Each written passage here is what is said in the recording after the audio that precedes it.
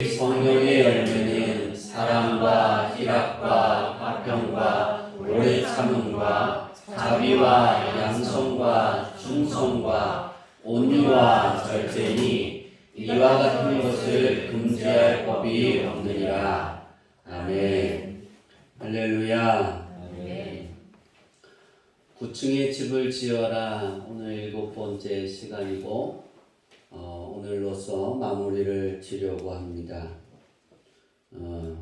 비가 와서 많이 이렇게 몸이 처져 있고 또 피곤할 수 있는데 오늘 3주의 설교를 한 주에 맞춰야 되니까 잘 집중해 주실 수 있기를 바랍니다. 모세가 하나님의 영광, 즉 하나님의 얼굴을 보여달라고 말을 했을 때 그때 하나님께서 모세에게 보여주신 그 영광이 있습니다. 그 형상이 있는데요. 그것을 우리는 하나님의 성품이다라고 표현합니다. 그러니까 하나님의 얼굴은 보여주지 않으셨어요. 왜냐하면 하나님의 얼굴을 본 자는 살아있을 수 없기 때문입니다. 그래서 하나님께서 모세에게 하나님의 여러 가지의 성품들, 모습들을 이렇게 쑥 지나가면서 보여주게 됩니다. 우리는 이 하나님의 성품을 예수님을 통해서 우리들은 다시 회복한 자이고 그 성품이 내 몸에서 나오게 해야 하는 의무를 지닌 자입니다. 신약에서 하나님의 성품을 좀 더 세분화해서 증거한 것이 우리가 7주에 거쳐서 살펴보고 있는 성령의 열매라 할 수 있습니다. 그럼 출애굽기 33장 19절, 34장 6절의 말씀을 통해 하나님의 성품이 무엇인지를 먼저 살펴보고 9층의 집을 완성하는 말씀을 증거하도록 하겠습니다. 우리 출애굽기 33장 19절 한 절을 읽습니다. 시작. 여호와께서 이르시되 내가 내 모든 선한 것을 내 앞으로 지나가게 하고 여호와의 이름을 내 앞에 선포하리라. 나는 은혜를 베풀 자에게 은혜를 베풀고 긍휼히 여길 자에게 긍휼히 베푸리라. 하나님이 우리가 여기 말씀에서 집중해 봐야 되는 것이 뭐냐면 하나님이 은혜 줄 자에게 은혜를 주고 긍휼을 베풀 자에게 뭐한다? 긍휼을 여길 자에게 긍휼을 베풀어 준다.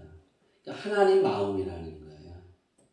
그러니까 우리의 마음이 아니라 하나님의 마음이라는 거죠. 우리 크리스천들이 가끔가다 잊어버릴 때가 있는데 신앙의 삶을 길게 하다 보면 하나님이 내 마음에 맞춰야 된다라고 생각할 때가 있어요. 왜 하나님 응답 안 해주세요? 라고 우리는 반문할 때가 있다는 거죠. 우리는 이런 사실들을 굉장히 조심해야 돼요. 우리가 기도해야 될 의무는 우리에게 있지만 그것을 주시고 응답하시는 분은 하나님 마음이라는 거예요. 그렇죠? 우리 그렇게 말하죠. 엿장수 마음이라고 그러죠. 엿을 주는 건 엿장수 마음이잖아요. 우리 검정고무신에 우리 아들이 이렇게 같이 볼 때 검정고무신에 보면 엿을 사 먹으려고 뭘 갖다 줘요? 누구 고무신을 갖다 줘요? 부모님 고무신, 자기 고무신 다 갖다 주잖아요. 그죠? 그걸 웃는 분은 이해를 할 거예요. 근데 제가 어렸을 때 비료 포대를 갖다 줘도 검정 고무신을 주는 게 아니라 엿을 줬어요. 근데 어떤 아이는 긴 걸 주고 어떤 사람은 뭐예요? 작은 걸 줄 때가 있어요. 그 자기 마음이죠. 그죠? 가격이 정해져 있어요? 안 정해져 있어요? 가격을 들어보셨나요? 검정 고무신 갖고 오면 내가 얼마치의 엿을 줄게 그 소리를 듣고 갖다 주신 적이 있으신가요? 우리 어머니 하얀 고무신을 갖다 드려본 적이 있어요. 그 하얀 고무신 중에 그냥 막 씹는 고무신이 있고 명절이 되면 이게 뭐 명절이나 뭐 잔치나 뭐 그런 때 씹는 고무신이 따로 있어요. 강성길 권사님이 웃는 거 보니까 같이 했어요. 그 고무신을 갖다 줬더니요 엿을 3개를 넣습니다. 그래서 우리 아버지가 신는 고무신도 갖다 줬더니 하나를 주더라고요. 누구 마음이에요? 그 사람 마음이잖아요. 우리가 생각할 때 하나님이 모세에게 형상을 보여주시면서 그렇게 말씀하십니다. 은혜 줄 자에게 은혜를 주고 긍휼을 뭐 할 자에게 긍휼히 여길 자에게 긍휼을 내가 베푼다. 하나님 마음대로 하신다는 거예요. 여기서 은혜라는 것은 히브리어의 하난이라는 단어를 썼는데요. 여기에서 말한 은혜를 우리는 이걸 은혜로 표현하면 되지는 않을 것 같아요. 성령의 열매 중에 자비가 있어요. 그렇죠? 오늘 살펴볼 그 자비예요. 은혜라는 뜻은 자비를 베풀다라는 히브리어에 쓰니까 자비를 베풀어 줄 자에게 그렇게 이야기하는 게 좋을 것 같아요. 긍휼히 여긴다. 우리는 기본적으로 긍휼히 여긴다는 히브리어나 헬라어의 뜻이 뭐냐면 불쌍히 여긴다라는 뜻이에요. 한글 사전에도 그렇고요. 그런데 오늘 여기서 말씀하신 출애굽기 33장 19절의 말씀은 긍휼은 람이라는 단어를 썼는데요. 귀여워하다. 이걸 연습을 많이 했는데 제 발음이 잘 안 돼요. 귀여워하다. 그러니까 예뻐하다는 거예요. 그 다음에 사랑하다라는 뜻이 포함되어 있는 거예요. 그러니까 여기에 이렇게 하나님이 말씀하신 건 내가 자비를 베풀어 줄 자에게 자비를 주고 내가 사랑을 줄 자에게 사랑을 주고 귀여워해 줄 자에게 귀여워해 준다는 거예요. 누구 마음이라는 거죠? 하나님 마음이라는 걸 꼭 기억하시길 바랍니다. 그러니까 우리는 이것을 잊으면 안 돼요. 하나님은 하나님의 자비를 내가 구해도 하나님이 그래 내가 너에게 자비를 줄게 하나님의 마음에 합한 자가 돼야 되는 거예요. 그러니까 우리는 이것을 잊어버리고 왜 응답하지 않냐는 이야기를 많이 할 때 있고 스스로 실망하고 자잘할 때 있어요. 제가 신방 설교를 이제 다 마무리 짓고 기도하고 있는데 그러면서 이 아들이 이렇게 갈 텐데 이런 일들이 있을 텐데 그러면서 제가 기도하면서 하나님께 하나님 이런 걸 주옵소서. 그러면 그것이 어떻게 돼야 되냐면 우리가 하나님 마음에 합해져 갈 수 있어야 되는 거예요. 그러니까 하나님이 가장 그 은혜와 이 말씀처럼 자비와 귀여워해주고 사랑을 베풀어주는 건 뭐냐면 내 안에 예수 그리스도가 있는 거예요. 그러니까 우리가 지으려고 하는 또 지어야 하는 지어져야만 하는 이거는 올 한 해만 지는 것이 아니라 매년 반복해서 지어져야 되는 그 영적 집이 예수로 사는 인생의 기초가 돼야 되는 거예요. 이 기초를 놓으면 하나님이 기뻐하신다니까요. 마음이 합해진다니까요. 그래서 하나님이 자비를 베풀어야 구할 때 그래 내가 자비를 줄게. 하나님 나 귀여워해 주세요. 나 소중히 여겨주세요. 그러니까 내 이런 일이 있으니까 소중한 사람에게 하나님 이런 선물도 주잖아요. 그렇게 표현할 수 있죠. 그러면 하나님이 예수로 사는 인생의 기초가 되어 있으면 그렇지 내가 그렇게 해줄게. 그렇게 말씀하신다니까요. 하나님 마음이라는 걸 잊지 마세요. 그래서 우리는 그 하나님의 마음을 훔치려고 해야 돼요. 하나님의 얼굴이 내게 향하게 만들려고 해야 되는 거예요. 출애굽기 34장 6절을 읽을까요? 시작. 네, 시작. 여호와께서 그의 앞으로 지나시며 선포하시되 여호와라 자비롭고 은혜롭고 노하기를 더디하고 인자와 진실이 많은 하나님이라. 하나님이 모세 앞을 이제 지나가시는 거예요. 그러면서 여러 가지의 모습을 보여주죠. 그죠? 나는 여호와다. 자비롭고 나는 어디든지 있는 하나님이다. 그러니까 내게서 벗어날 것이 없다라고 말씀하시는 그 말씀이죠. 자비롭고 은혜롭고 노하기를 더디하고 인자와 진실이 많다. 여기서 자비롭고라는 히브리어 단어는 라음이라는 단어를 썼는데요. 긍휼이라 쓴 거는 라암이라고 했죠. 귀여워하다. 여기는 자비롭고에는 라흠을 썼어요. 라흠. 다시 말하면 인정이 많다는 거예요. 그러니까 여기에 그것을 인정이 많다라는 걸 우리가 성령의 열매에 갖다가 비추어 보면 어떻게 할 수 있냐면 온유라고 할 수 있어요. 오늘 우리의 문이 될 수 있는 출입문이 되는 온유가 될 수 있는 거예요. 하나님이 자비롭고 그런 하나님을 하나님이 필요한 자에게 준다는 거예요. 하나님의 마음에 흡족하면.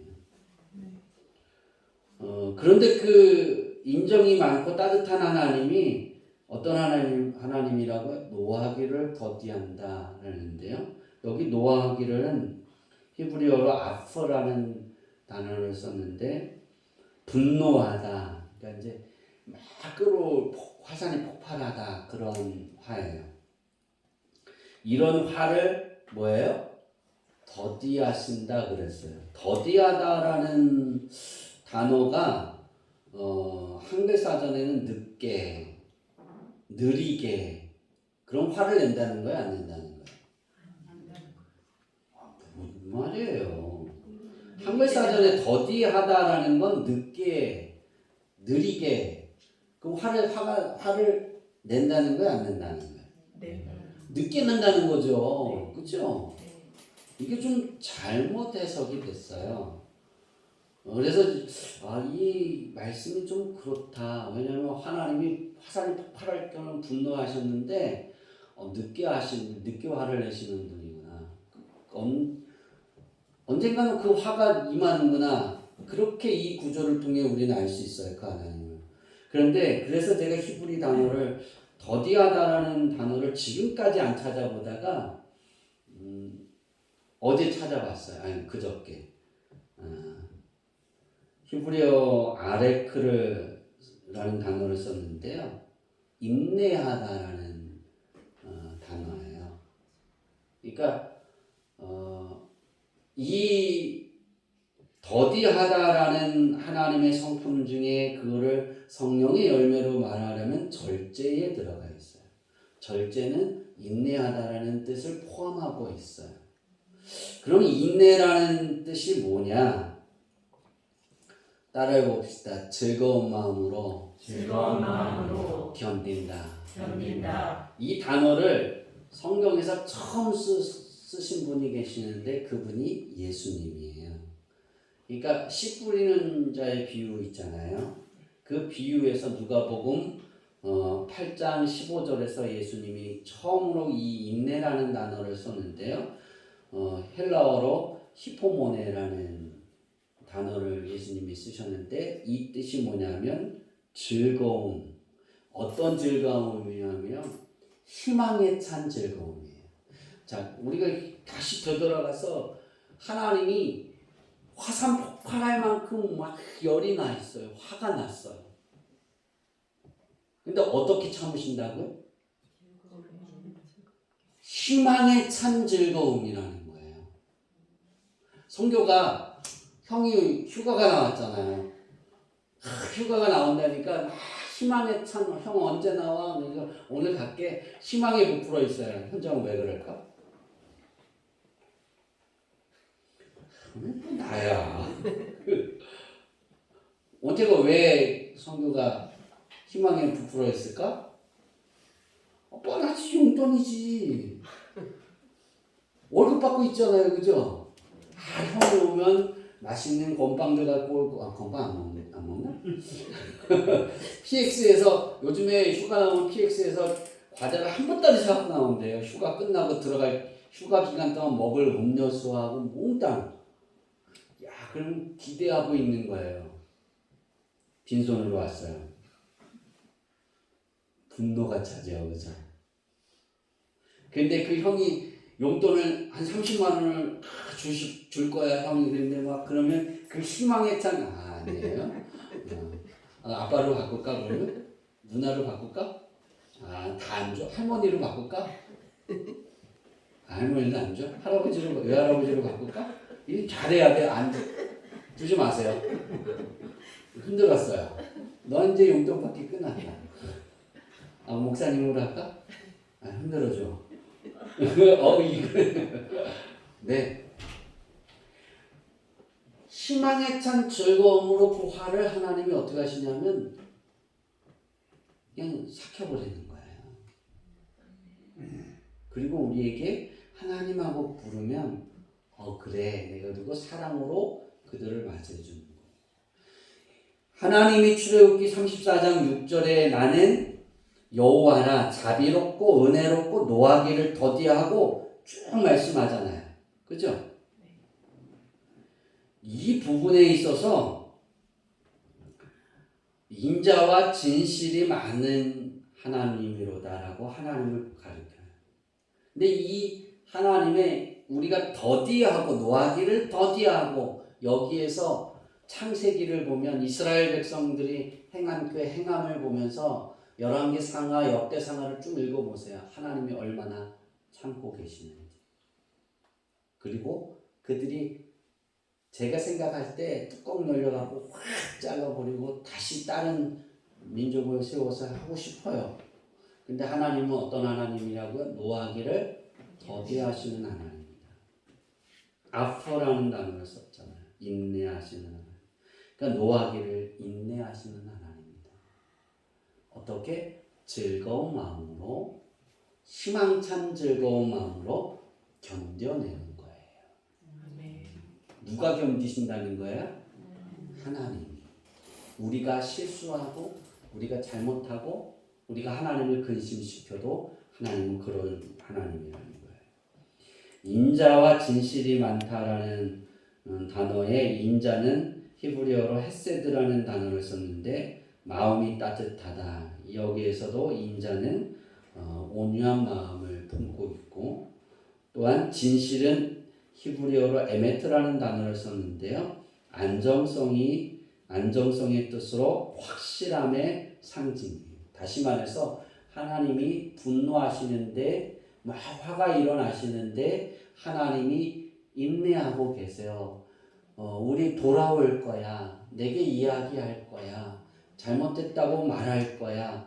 하나님이 내게 내 이름을 부르고 예수가 저들의 인생의 기초가 될 거야. 그것을 기다리는 거예요. 희망을 가지고.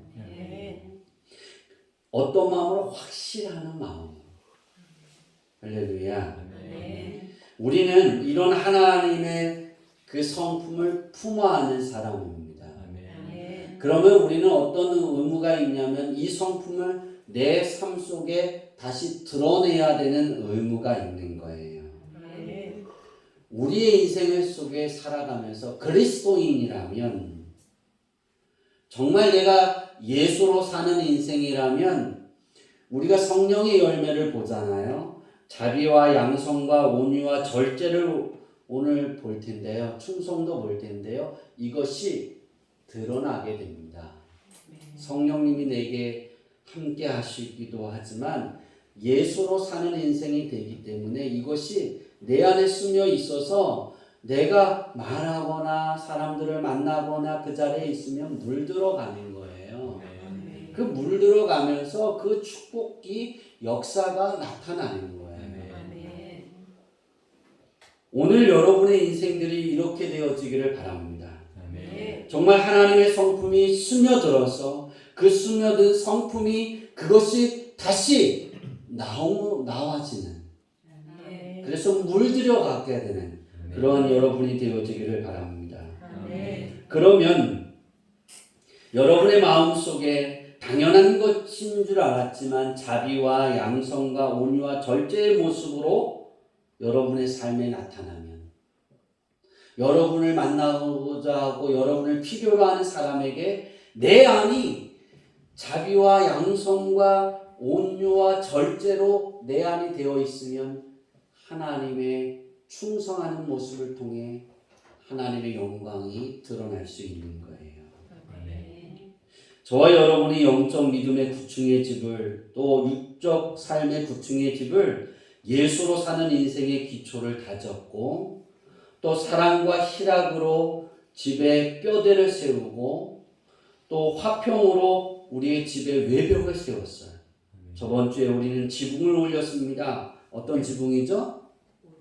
그렇죠. 이제 더 할 얘기가 없겠네요. 오래 참음으로 지붕을 세웠어요. 그러면 이제는 자비와 양성과 충성으로 우리는 내부에 인테리어를 해야 됩니다. 불도 만들어야 되고 내부 벽도 세워야 되고 다 인테리어를 하는 것이 이 자비와 양성과 충성이 되기를 바랍니다. 그리고 그 집의 모든 통로의 문은 온유가 되기를 바랍니다. 그리고 그 집의 이름은 절제입니다. 그러면 하나님의 생각대로 세워진 집이라 저는 생각합니다. 우리의 집이 이름이 절제라고 써놨는데 뒤에 결론적으로 보겠지만 절제는 결실하게 만드는 거예요. 그래서 그 집의 이름이 절제이면, 여러분의 집의 이름이 절제이면, 영적 집의 이름이 절제고 육적인 내가 세워가는 그 집이 절제이면 하나님이 주고자 하는 모든 곳에, 내가 씨를 뿌린 모든 곳에 결실이 있는 거예요. 그걸 내가 결실하고 나로 인하여 주변의 모든 사람들이 누리게 되는 겁니다. 그러면 하나님 아버지께서는 이 집이 비어있지 않도록 항상 풍성함으로 채우실 것이고 아름답게 빛나도록 관리해 주실 것입니다. 세우는 주체는 우리가, 하나님이 세우게 하시지만 그걸 세우기 위해 노력하는 주체는 저와 여러분입니다. 그런데 그 하나님이 그것을 관리하신다 했어요. 예수님이 포도나무에 비유해서 나는 포도나무요 내 아버지는 농부라. 농부가 포도나무를 뭐예요? 벌레 먹으려고 하면 벌레를 갖다 주죠. 그죠? 병들면 뭐예요? 세균을 갖다가 뿌리죠. 병들기 전에 약도 치고 벌러지가 오기 전에 벌러지가 있으면 그걸 잡죠. 그죠? 제가 그랬잖아요. 전에 옥상에 고추를 심었는데 그 고추를 딱 부러뜨려요. 제가 뭐 했다고요? 그 부러뜨리는 그 모든 벌러지를 다 잡아서 숫자까지 셌잖아요. 정은희 이사님은 보여주기도 했어요. 저는 다시는 그런 벌러지 보고 싶진 않아요. 근데 그 벌러지가 아예 옥상에서 전멸됐어요. 할렐루야는. 제가 그 정도로 지독해요. 이게 농부가 그렇게 하지 않겠어요? 내가 오늘 어떤 아들에게 그랬어요. 이런 거 혹시 이혼이 가지 않나요? 8월에? 그랬더니 농부예요. 씨를 뿌린 거를 거두어야 된다. 하나님도 그렇다니까요. 예수로 사는 예수님을 영접하면 하나님이 주시고자 하는 그 은혜와 축복을 하나님이 여러분을 통해서 거두기를 원하세요. 그럼 여러분의 집의 이름은 절제입니다. 그렇게 되시기를 소망합니다. 남아있는 2023년 하반기 163일인가요? 2일이 남았을 거예요. 내일부터 하면. 그 남은 기간 동안 이 집을 구충으로 영적 집을 세우시기를 바랍니다. 아멘. 육적 집을 하나님이 구충으로 세워가실 거예요. 아멘. 결실하게 하실 거예요. 아멘. 우리는 이것을 세우기 위해 최대한 노력하고 열심히 하나님께 구하고 하나님의 품 안에 거하는 우리 모두가 되기를 바랍니다. 아멘. 그럼 우리 집의 내부 인테리어 소재인 자비와 양성과 충성과 출입문인 온유와 집의 이름인 절제의 성령의 열매를 지금부터 아주 빠르게 살펴보겠습니다. 제가 지금까지 한 설교는 3주 후에 해야 될 결론의 설교였습니다. 자비, 우리 내부 인테리어는 어떤 것이냐? 자비입니다.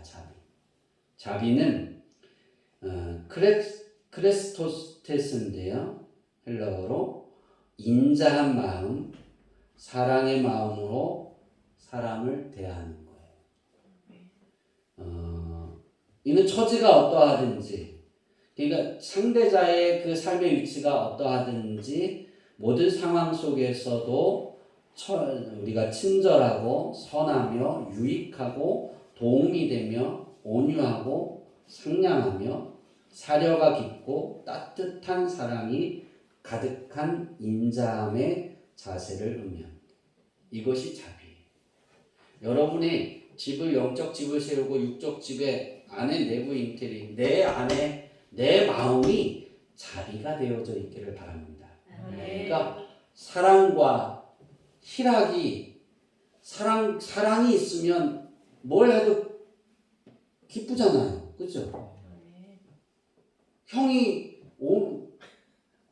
휴가를 오면 행복하잖아요. 그죠? 근데 요번에는 떨어져 있더래요. 현정이가 발견한 거예요. 처음에 형이 왔을 때는 붙어 있더니 두 번째 형이 휴가 오니까 이제 귀찮은 거예요. 또 왔어. 이제 다음 휴가 올 때는 이제 그만 와. 그리고 또 나 이제 휴가 나갈 거야. 이제 안 오면 안 돼. 그렇게 된다니까. 그러니까 잘해야 되는 거야. 원태가.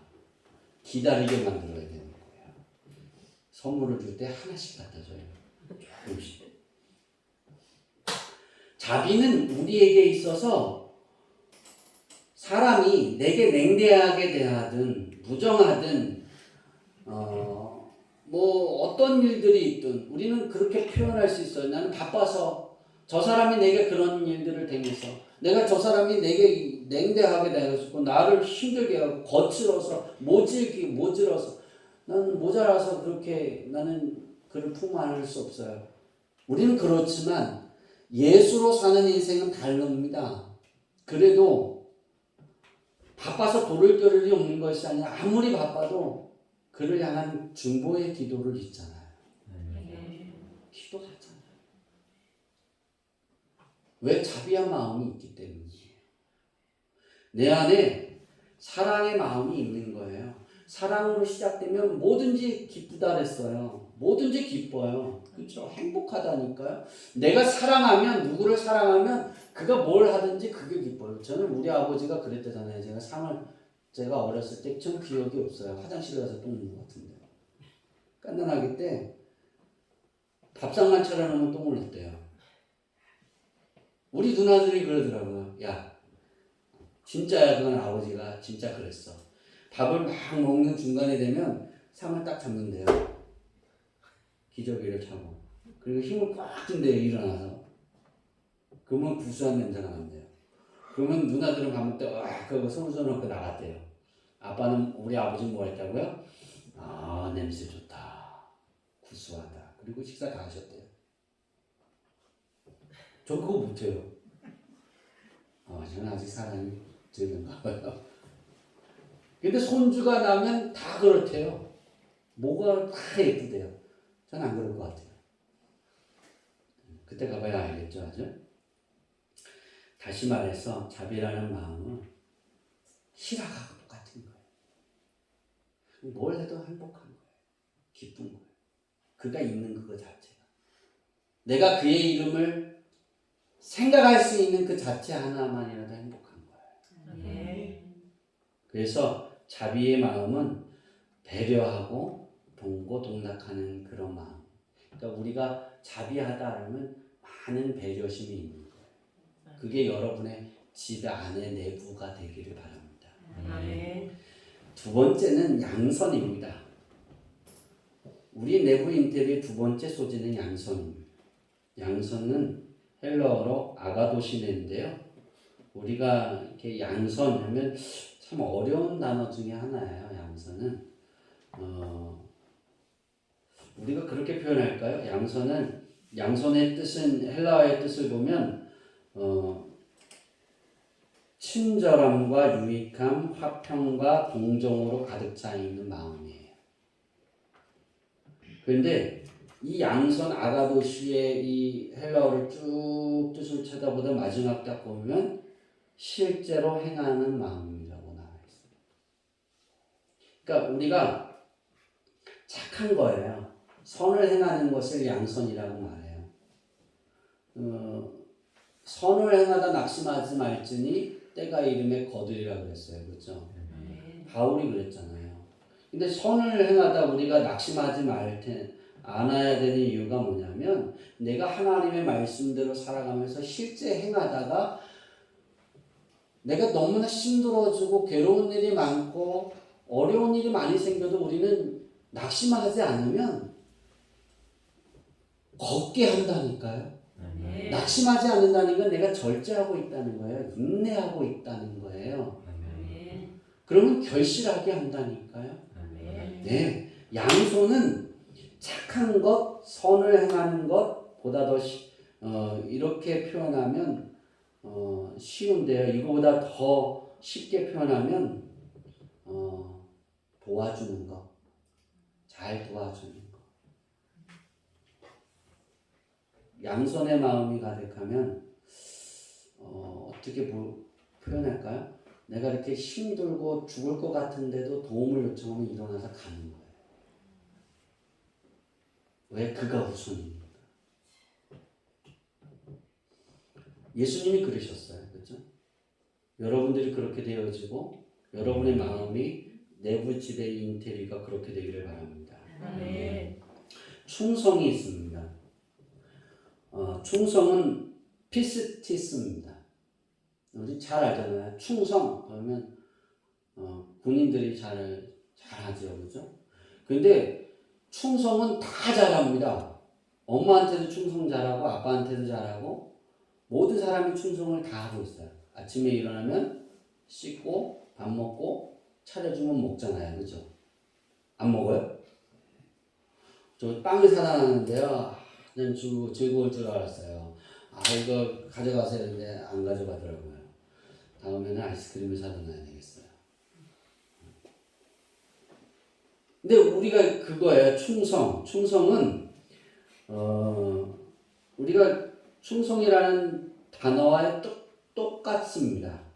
근데 헬라어의 단어를 그래도 이렇게 보니까 신뢰하고 신뢰할 수 있다는 것, 헌신과 신의가 있어서 충성스럽고 견실한 것.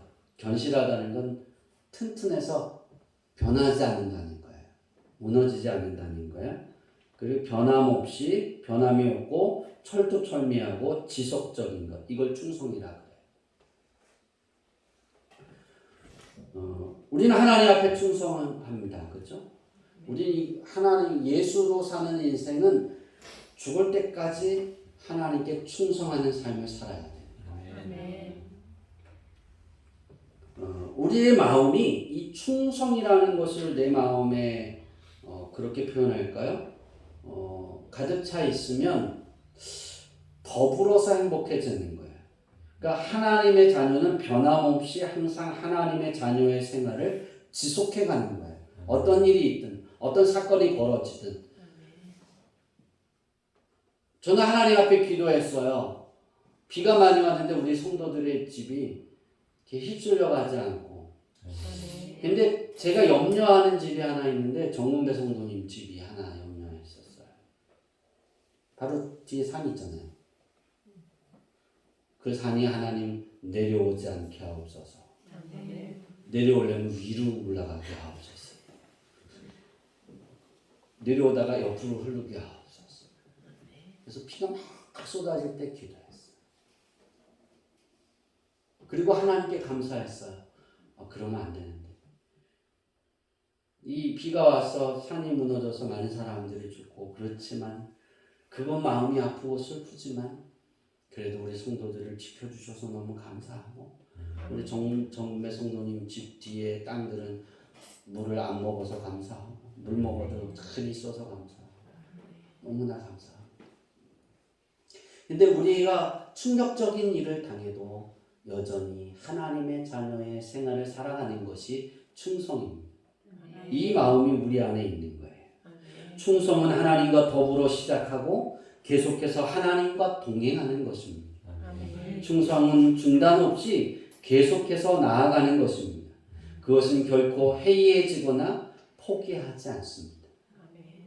나의 생명, 행복, 즐거움, 평안, 축복의 모든 것이 하나님으로부터 시작되고 하나님 안에 있고 그 안에서만 찾을 수 있기에 포기하지 않는 거예요.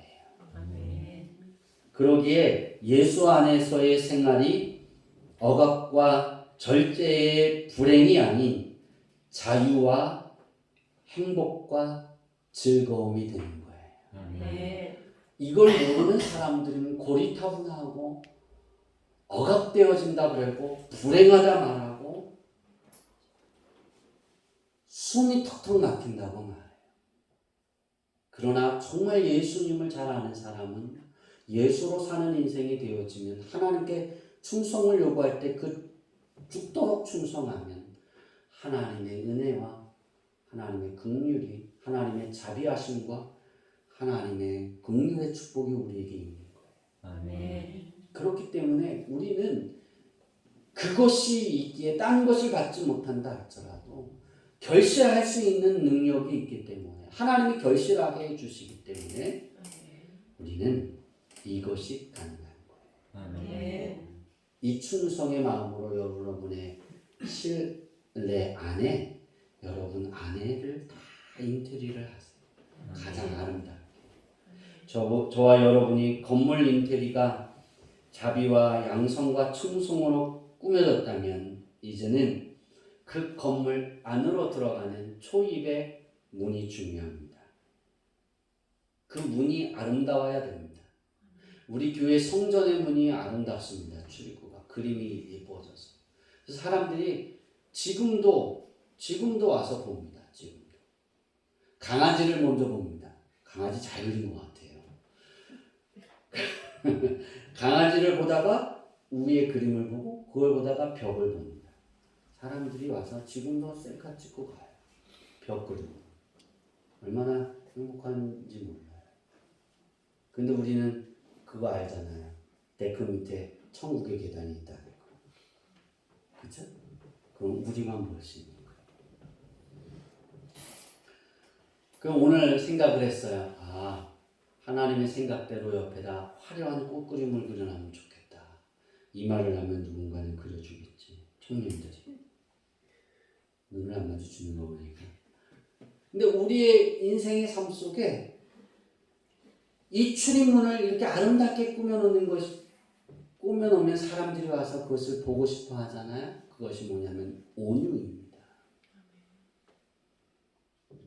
그 온유가 문이 되면 생명의 빛이 되는 거예요. 빛이 비춰주니까 어두움에 생명의 빛으로 있으니까 사람들이 빛으로 나오는 거예요. 그 내 문으로 들어와서 열어보니까 그 안에 자비가 있어요. 그 안에 양성이 있어요. 그 안에 충성이 있어요. 근데 그 모든 원동력이 사랑과 희락이에요. 그러면 하나님의 영광 안에 자기도 모르는 사이에 예수 그리스도의 이름 앞에 예수의 향기 안에 물들게 되고 그 안에 나오게 되는 겁니다. 온유는 포라우테스인데요. 따뜻하다.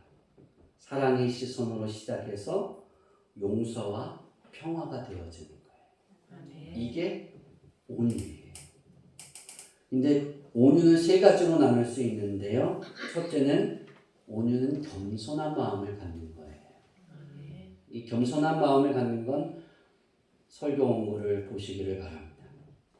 시간이 많이 가서 둘째 온유는 어떤 마음을 갖냐면 강한 마음이 있는 거예요. 온유 그러면 아주 약한 사람인 줄 아는데 온유한 사람은 가장 강합니다. 따뜻한 마음이 있지만 가장 강해서 흔들리지 않습니다. 그래서 그것이 문이 되어야 되는 거예요. 마지막에 세 번째 온유가 품고 있는 뜻은 따라해 봅시다. 강한 자제력을 가지고 있다. 네, 자제력이 있는 거예요. 막 때리고 싶은데 쓰다듬게 돼요.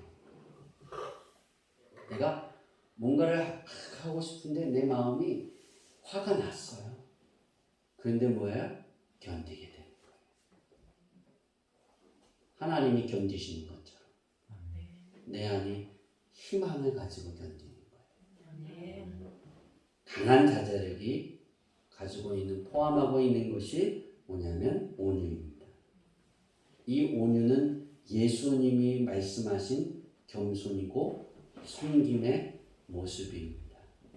그래서 이것이 문이 되어지면 사람들은 누구나 찾아 들어오고 싶은 집이 될 겁니다. 마지막으로 이제 모든 것을 다 쌓으려면 이름이 중요하잖아요. 제가 우리 주양기교회의 이름을 지을 때 예수님이 이렇게 저를 발로 툭 쳐서 깨우시고 얘야 교회 이름을 주양기교회로 해라. 그리고 제가 사모님을 깨워서 우리 교회 이름은 주양기교회래. 그리고 또 잤잖아요. 제가 잘 알잖아요. 그래서 춘천에 우리 땅을 사면서 건물을 사면서 그 우리 교회를 등록을 해야 돼요. 그래서 그 주양기교회요. 그랬더니 이름이 너무나 아름답고 전국에 하나밖에 없다고 자기가 이런 교회 이름을 이렇게 아름다운 이름을 들어본 적이 없다고 등록하라는 거예요. 마음대로 이름을 짓지 못하게. 그래서 제가 괜찮아요. 근데 지금에 와서 보니까 걸어놓고 그랬어요. 저기 커미션을 받더라고요. 그 이름을 쓰려면. 여러 교회가 됐습니다. 주양기 교회가 되게 많아요. 유튜브에도 되게 많대요. 오늘 그 들어서 또 새롭게 생각이 있는데요. 근데 그 이름이 되게 중요한 거예요. 가장 예뻐야 돼요. 근데 그 이름이 절제입니다. 하나님이 가장 행복해 하시는 단어가 아닐까 생각합니다. 다 9가지 열매 중에 8가지 열매는 다 중요하지만 이 8가지 열매가 아무것도 없어지고 송두리째 아무것도 남지 않게 만드는 것은 절제하지 않으면 아무것도 남지 않아요. 8가지 열매를 통해서 내가 살아가고 5년을 살아가고 10년을 살아가도 내가 어느 순간 예수를 부인하면 그리고 버리고 등을 지면 절제하고 내가 인내하고 주님이 다시 오실 때까지 하나님이 부를 때까지 내가 절제하지 아니하면 인내하지 않으면 우리는 하나님 나라 갈 수가 없어요. 그래서 우리는 이 절제는 모든 열매를 빛나게 만드는 거예요. 결실하게 하는 거예요. 여러분의 믿음의 삶을 결실하게 하는 거예요. 여러분의 기도가 열매 맺게 만드는 거예요. 응답답게 만드는 거예요. 그래서 그 이름을 절제로 지었습니다. 저는 여러분의 이 이름이 매년 영적 구층의 집을 지어 올라갈 때 주양기교회 오성교 그럼 절제. 주양기교회 누구누구 그러면 절제. 그래서 하나님의 얼굴이 이곳에 향하게 만드는 그런 사람들이 되기를 바랍니다. 하나님의 얼굴을 향하게 하는 건 이 절제가 있는 거예요. 절제는 엔크라테이아라는 헬라어 단어를 썼는데요. 우리가 지속적인, 다시 말하면 참는 거를 절제로 말해요. 그런데 인내하다는, 이 엔크라테이아라는 뜻의 언어의 근원은 인내입니다. 인내. 그럼 인내는 아까 말씀드린 것처럼 휘포모네아인데 예수님이 처음 이 단어를 쓰셨다고 했죠. 즐거움, 희망찬 즐거움으로 참고 견디는 걸 절제라고 합니다. 여러분이 믿음 생활하면서 기도하는 게 있잖아요. 제가 여러분의 가정들을 보면서 여러분에게 선포하고 축복하고 또 하나님이 그것을 통해 걷어가실 축복이 있어요. 신방을 통해. 그런데 그 중요한 건 그거를 결실하게 하는 건 절제가 거기에 있어야 하는 거예요. 하나님의 말씀 안에 설 수 있기를 바랍니다. 내가 참아야지. 저 인간이 그러는데 왜 참냐? 이게 아니에요. 이건 절제가 아니에요. 희망을 가져야 돼요. 내가 참아도 즐거운 거예요. 하나님의 축복이 임할 테니까. 하나님이 내게 지극히 큰 상급의 축복이 내 삶에 나타날 테니까. 우리 표어인 아나파우어가 이루어질 테니까. 우린 그래서 참는 거예요. 어려워도 참고 화가 나도 참고 내가 정말 신앙생활을 하면서 견디기 어려워도 견뎌가는 거예요. 희망을 가지고 견디는 거예요. 우린 천국의 주인이니까. 하나님이 내 아버지이시니까. 이제 결론을 지려고 합니다. 우리는 9가지의 성령의 열매, 이 열매로 영적 또 육적 구층의 집을 지어 올리고 그것을 매년 반복해 나갈 것입니다. 이것을 지어 올린다는 것은 성령의 열매가 하나님의 성품인 것처럼 내가 세워가는 집이 하나님의 성품이라는 것입니다. 그 성품이 되어졌다는 것입니다. 예수님을 영접했다면 진정으로 아나파우의 삶을 소망하고 베풀길 원한다면 우리들이 쌓아 올리고 싶은 모든 것의 재료가 성령의 열매가 되어져야 됩니다. 이것이 하나님의 바람이고 이것이 하나님의 생각이시기에 성령님을 저와 여러분에게 내 안에 내주하게 하셨어요. 우리는 이 성령님의 인도하심에 따라 예배하고 기도하고 하나님을 찬양하면 됩니다. 이제 저와 여러분의 소원의 근원이 또한 꿈을 꾸고 바라고 소유하길 원하는 모든 것의 출발점이 예수님으로 시작해서 하나님의 성품인 성령의 열매 안에 속해 있으므로 하나님의 영광이 내 모든 삶의 공간에 강력하게 능력으로 채워지고 언제나 배부름의 축복으로 드러나고 이루어지기를 예수님의 이름으로 축복합니다. 기도하겠습니다. 하나님,